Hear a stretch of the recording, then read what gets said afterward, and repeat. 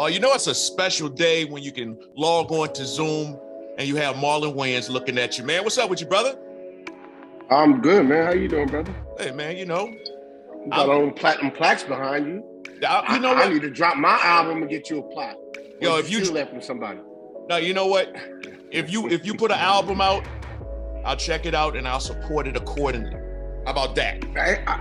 I got bars. I talk about grown man stuff. Go ahead then. I just don't know my bars.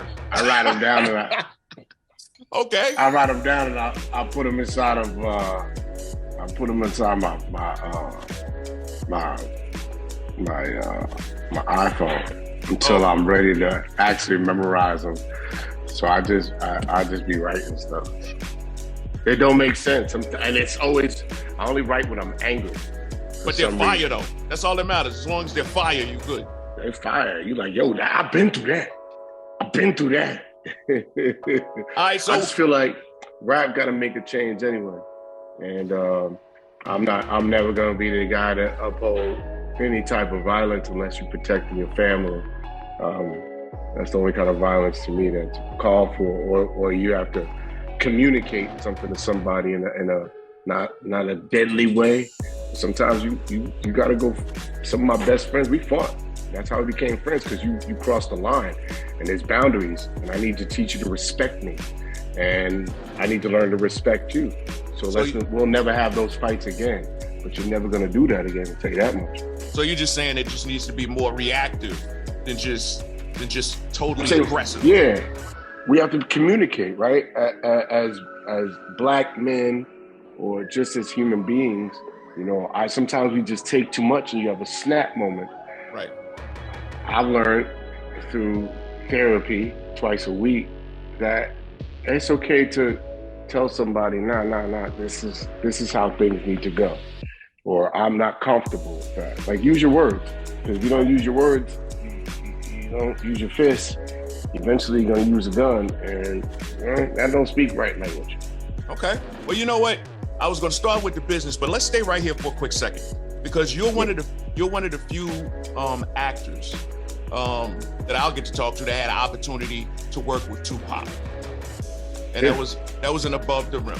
And a lot of people who didn't know Pac, I had the chance to meet him when it was early Pac, Pac, like right after the Digital Underground days. Yeah.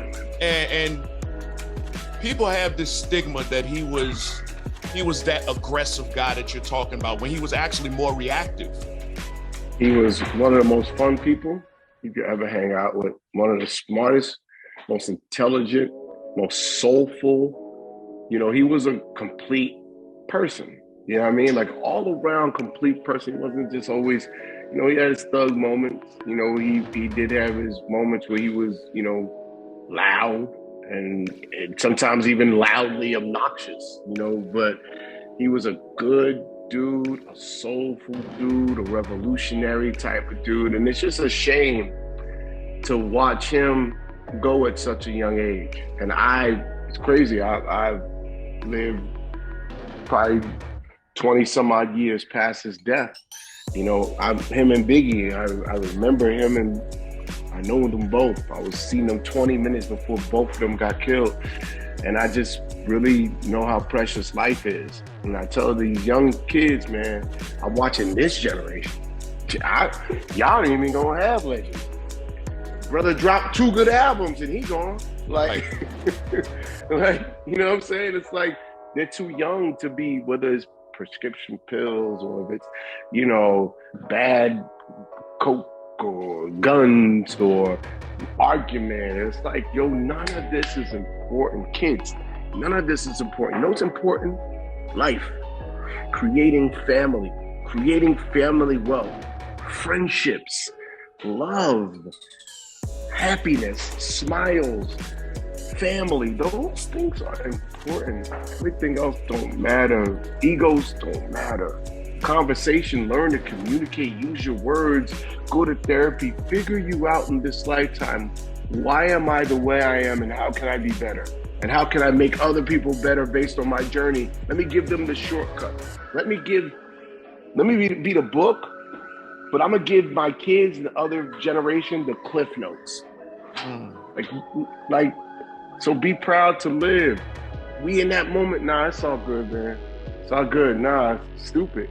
I ain't even got a gun with me.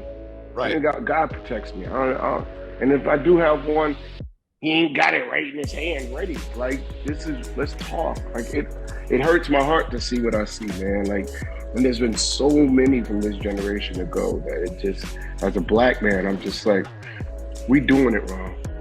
As an older black man, I feel like I'm doing it wrong.